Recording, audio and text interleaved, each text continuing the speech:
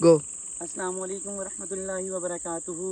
Talent root के platform से एक मरतबा फिर आपकी खिदमत में हाज़िर हुए हैं। जैसा कि आप जानते हैं कि हम प्राइमरी और प्री स्कूल के हवाले से बात करते हैं, तो आज हम प्राइमरी स्कूल की एजुकेशन को कैसे आसान बना सकते हैं अपने बच्चों के लिए, ताकि उनके लिए तालीमी अमल, सीखने का अमल आसान हो सके। तो आज इसके हवाले से हम बात करेंगे। रिसेंटली हमारे यहाँ जो कि मिड टर्म के एग्ज़ाम कंडक्ट हुए हैं, तो हमने ये ऑब्ज़र्व किया कि पेरेंट्स अपने बच्चों को पेपर की रात जो है वो पूरा पेपर याद करवाने की कोशिश कर रहे होते हैं। तो आज हमने ये सोचा कि हम इस हवाले से थोड़ी अवेयरनेस की वीडियो बनाएं, ताकि हम डे बाय डे इस चीज़ को आसान बना सकें। तो आज हमने साइंस के मज़मून के हवाले से बात करनी है कि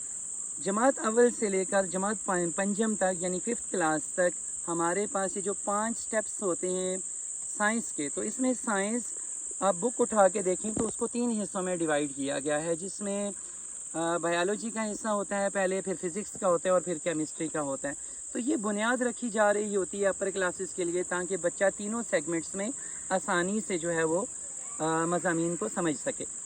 तो हम जब बच्चे को पढ़ाते हैं तो अमूमन आपने ये देखा होगा कि आप 1 लेवल की अगर बुक उठा के इंग्लिश की देखें, साथ में उर्दू और साथ में साइंस रखें, तो तीनों लेवल्स में आप देखें कि रीडिंग, उर्दू के वर्ड्स भी साइंस के मुश्किल होते हैं और इंग्लिश के वर्ड्स भी कंपैरेटिवली जो कि आपकी लैंग्वेजेस की किताबें हैं उनसे मुश्किल होते हैं। सिमिलरली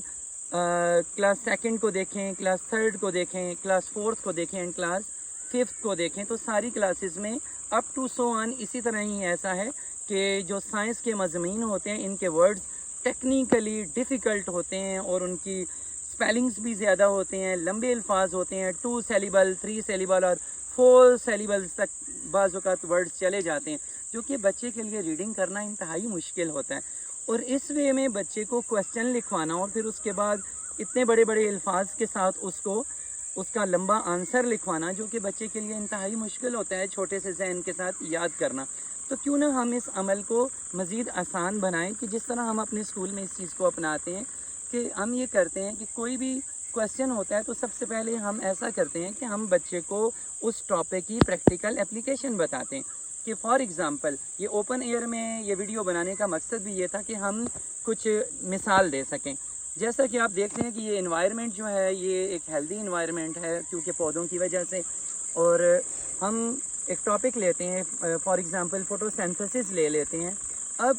ये टॉपिक जो है वो अमूमन क्लास 3 या क्लास 2 के अंदर डिस्कस होता है और उसकी बुनियाद रखी जाती है। लेकिन अब फोटोसिंथेसिस का लफ्ज़ इतना लेंथी है जो कि आपको इंग्लिश की बुक में बिल्कुल नहीं मिलता, तो बच्चे के लिए ये लफ्ज़ पढ़ना इंतहाई मुश्किल हो जाता है और उसके लिए समटाइम्स ऐसे अल्फाज सरदर्द बन जाते हैं, जबकि ये प्रोसेस इतना आसान है। तो वाई नॉट कि हम पहले बच्चों को इन्वायरमेंट में लेके जाएं और उनको बताएं कि लाइक ये फोटोसिंथेसिस जो है, ये जो आपको प्लांट्स नज़र आ रहे हैं, ये इससे रिलेटेड है और ये सूरज की रोशनी के मौजूदगी में, सनलाइट की मौजूदगी में ये खुराक तैयार करते हैं और इस पूरे प्रोसेस को फोटोसिंथेसिस कहते हैं। और ये प्रोसेस होता कैसे है? कार्बन डाइऑक्साइड का अंदर लेकर जाना, ऑक्सीजन का बाहर लेकर आना और इसी तरह पत्तों का फूड को तैयार करना। तो ये सारा प्रोसेस जो होता है वो फोटोसिंथेसिस कहलाता है। अब आपने अगर बच्चे को सवाल लिखवाना है तो बिल्कुल सिंपल वर्ड्स में ये करवाएं, और फिर ये जैसे डेफिनेशंस दी जाती हैं इस कॉल्ड इस तरह का, तो वो चीज़ नहीं करनी चाहिए। बच्चे को ये यूज़ करवाना चाहिए कि एक पौधा जो है वो step by step, step 1, step 2, step 3, step 4, like for example आप कहें कि स्टेप 1 आप लिखते हैं तो कहते हैं कि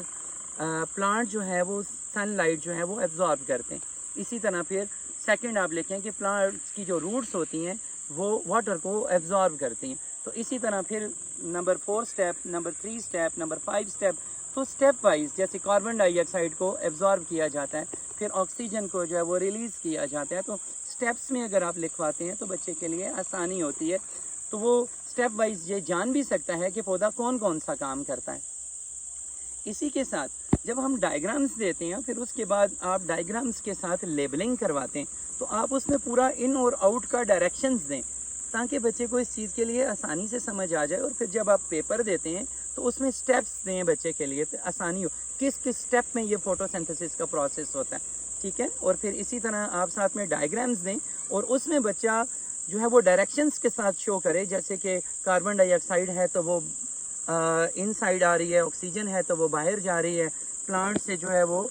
واٹر جو ہے وہ روٹس کے ذریعے آبزارو کیا جا رہا ہے، سن لائٹ اوپر سے آ رہی ہے، اسی طرح جو ہے وہ لیوز جو ہیں وہ فوڈ پریپیئر کر رہے ہیں. تو جو پریکٹیکلی جتنا بچہ پرفارم کرے گا اتنا اس کا انٹرسٹ لیول بھی بڑھے گا اور اتنا اس کے لیے آسانیاں بھی پیدا ہوں گی. سملرلی آپ فزکس کا بھی کوئی ٹاپک اٹھا کے دیکھ لیں یا کیمسٹری کا بھی اٹھا کے دیکھ لیں، یہ تو ساری کی ساری لائف اپلیکیشنس ہیں. لیکن آپ پیرنٹس اپنے بچے کی آپ کاپی اٹھا کے سائنس کی دیکھیں، فرسٹ پیج سے لے کر اینڈ پیج تک عموماً یہ ہوتا ہے کہ پورے کا پورا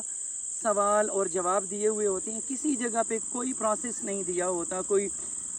ڈائیگرام نہیں دی ہوتی ہے کہ جس سے بچے کے لیے انڈرسٹینڈنگز ہوں، اور وہ یہ 5 نمبر کے یا 7 نمبر کے سوال لمبے لمبے وہ یاد کرنے